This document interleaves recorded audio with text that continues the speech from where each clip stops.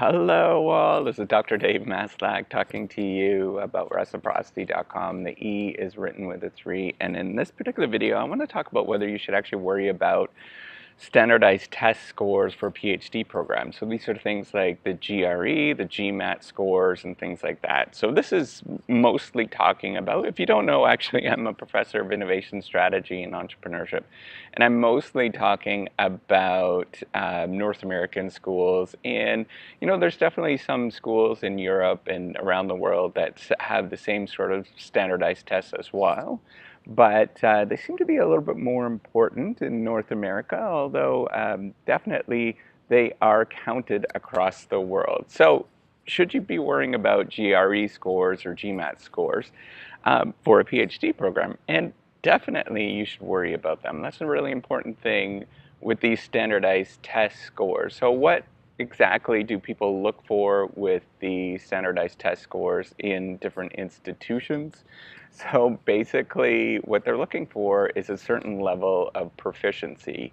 So basically there is some sort of arbitrary cutoff. It depends on every single semester or every single year that there's going to be some sort of cutoff that people are going to look at. It depends on what the competition is, what's going on in the marketplace, how the GMAT score, the GRE score, how that sort of changes from year to year.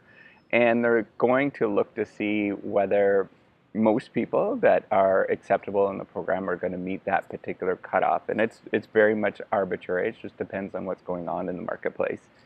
And then the other thing that they do look for from the institution's perspective is that they want to make sure that they have students with relatively high GMAT or GRE scores, right? So with a GMAT score, I'm much more familiar with that because I'm in a business school. So that's what I took. I took the GMAT. I also took the LSAT, but years and years ago. But basically, they're looking at a sufficient level of whatever it is, depending on what the institution is, whether it's meeting a 600 or a 650 or 700 or whatever.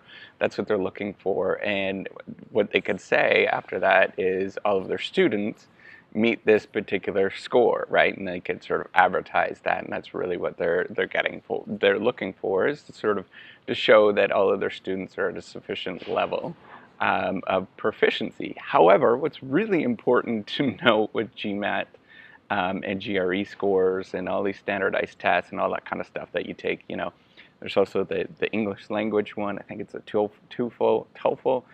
It's really insufficient for a PhD program. And this is why, if you talk to a lot of faculty, a lot of professors around the world, is that they'll put some emphasis on it, but they won't put a tremendous amount of emphasis on those particular scores. Now, it's really nice to see somebody that has a high score, but there's so much more to doing a PhD than IQ, right? And your intelligence or your testing proficiency. That's usually often that's a sign of somebody that has very, very high test scores. It usually means that they're very good at testing or that they've studied a lot. So in some ways it's a good measure of some of the things that you're going to get at with research, right? So can you actually do research, which means that you have to have a tremendous amount of grit, you have to have a lot of stamina, you also have to have a pretty good network, right, of people that you know. So that's going to be really important if you have letters of recommendation from people that know you, that are sufficiently talented themselves and they're willing to vet for you, and whether you actually have data. Maybe you are a CEO, or maybe you started your own tech company, something along those lines, and you have some data that is really wonderful and you'd like to go and do a PhD. Well, that would be a great resource for faculty, and that's really what they're looking for.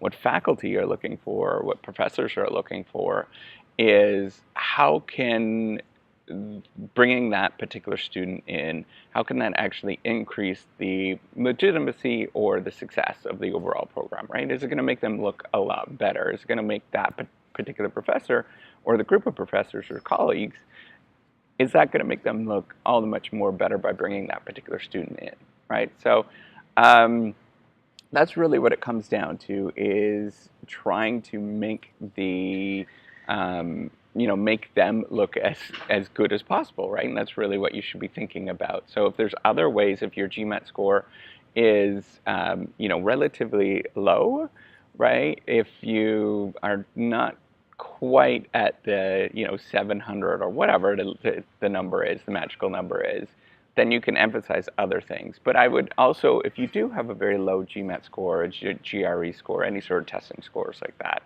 I would highly recommend that you retry to do it again. Sometimes that makes a big difference. And then there's a bunch of courses out there that you can take, and those courses are really, it's something that I wish I would have done. I didn't study nearly enough. I think I studied for a couple of weeks for my GMAT and my LSAT. I think I gave myself a total of a month to study for it, which wasn't enough. You should study for it for a while and take all of those different courses and stuff like that, because that's going to help you, and it's going to give you sort of opportunities to get scholarships. For example, if you have a high enough GMAT score or a GRE score, then they'll look at that and they'll say, oh, maybe this person deserves a scholarship or something along those lines, right? So that's going to help you out financially. There's going to be all sorts of other things to look at as well. So that's what I'd like to point out with this, with a standardized test or GRE scores. If you're going to apply to a PhD program, they are important. They serve as a sufficient level of a cutoff for skill or ability. But then after that, it's much more of a glamour metric, I guess, for the institution to say that they have X number of students with this high of a GMAT score or GRE score. And then after that, what you should be emphasizing, or what faculty are going to be looking at much more, which, while that's good, right? It's good to have those high test scores, but what they're going to be looking at is, can you actually do research? Do you have publications right now? That's an important one. And if you don't, I mean, you could start working on a publication. You could start working on something and doing a project and getting it going before you enter a PhD program, or before you even apply to a PhD program, so that they can see that you're actually doing something, right? Like, that's important. There's a lot of people that get, particularly in the really elite schools, Stanford, Harvard, any of those, Princeton, whatever it is, any of those really very elite graduate schools, they'll have worked on projects already, and they'll have, maybe ties with certain faculty members in those particular locations that they can sort of leverage, right? So that's the things that you want to look at. So maybe they've worked for a couple of years doing research, or a research assistant at those particular institutions, which they do come up every once in a while, and they, they're demonstrating that during doing research, and they're wanting to do research. So I've seen a number of people sort of get into those particular programs by doing that. So that's what I would emphasize, is to show what your skills are, whether you actually can do research. Are you a good writer? If you're a good writer, if you have this blog that's amazing, for example, and it's been ongoing for years and years and years, and you've demonstrated that, maybe you've done something for 8 years and you've built this huge blog, that's going to be a really important demonstration of your ability to continuously build your PhD capabilities, right? So, because it's a lot of grit, and it's not sort of a one-off thing. You don't just get your PhD and then you're done. There's so much more ahead, and you just got to be willing to do that, right? So, yes, these scores, the standardized test scores like GRE and GMAT and TOEFL and stuff, are important. But what we do look for is much more beyond that, in that you actually can do research going forward. So that's what I wanted to talk about. Hopefully you enjoyed this particular video. Give me a thumbs up if you did. I do more of stuff like this, as well as do subscribe to the YouTube channel. All right, bye. Take care.